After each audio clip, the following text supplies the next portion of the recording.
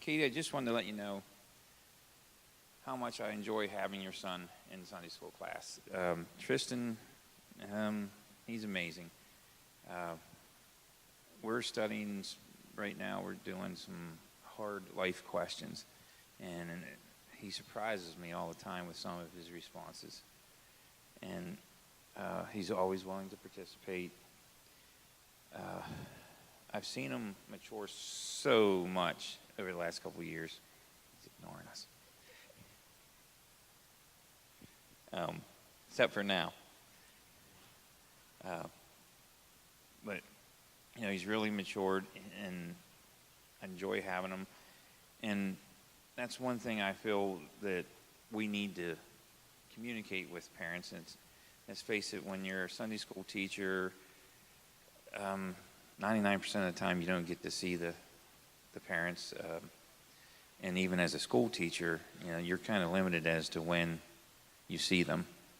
So, and that's part of the new curriculum is trying to link the church with the family, so that with some of the different materials they have.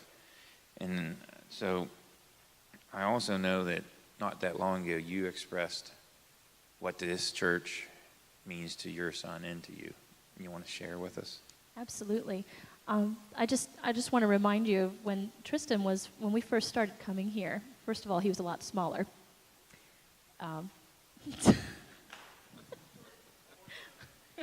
Yeah, I could still push him around a little bit back then. But he was so tiny and he was scared. He would just cling to my leg and would not leave me. The wonderful people of this church just took both of us right in, and he very quickly learned that it was safe to get out away from mom and to be, you know, interacting with these other people here, that this was a safe place for him to be.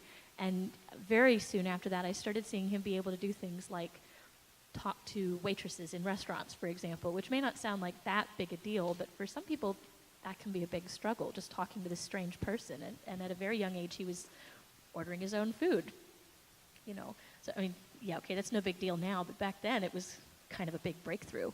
So he partly was able to do that kind of thing because of this church.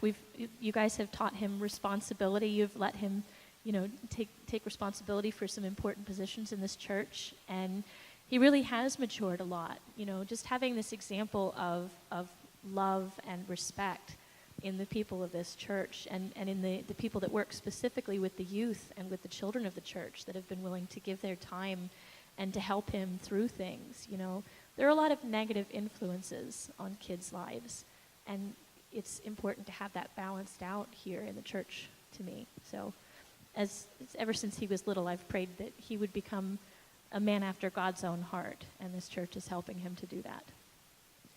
Thanks. When you came in today, you were given a communion cup full of orange juice. That was to enlighten you on the new Living Orange Life, the name of our new curriculum, trying to tie the church and the family together. You know, when we take communion, is that something sacred to you, or is that just hey, we get a snack during the service one Sunday a month? You know, hopefully it is something sacred.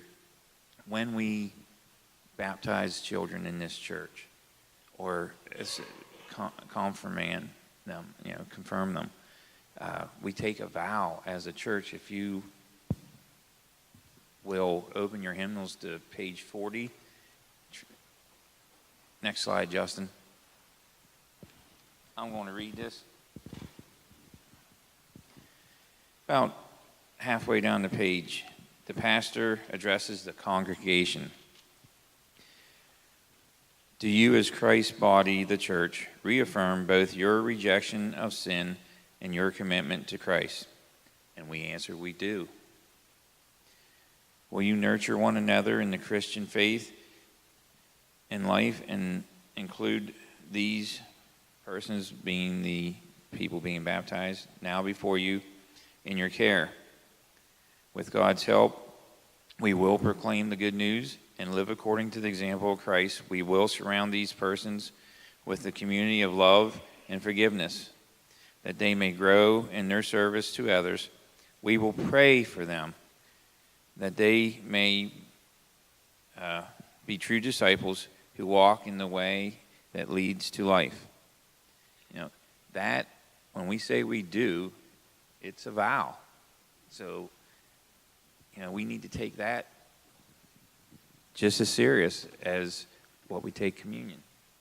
And when you look around this congregation right now, look at the heads of the people here, you know, unless it's those of you who still have hair, some of us are challenged. Let's face it, unless it's dyed, a lot of it's gray. So we need to bring the children in. We need to bring our children, those of us whose children are full grown now, because Justin's about to turn 18 here in like 2 weeks. Invite grandchildren, invite neighbors' children, and if we can get the children to come, you know, it's for them, and pray for them that God will work in them. So, you know, this new program, Pastor Andy's going to talk about. He's going to talk about our baptism here in just a minute. You know, just remember that as we go along. Thank you.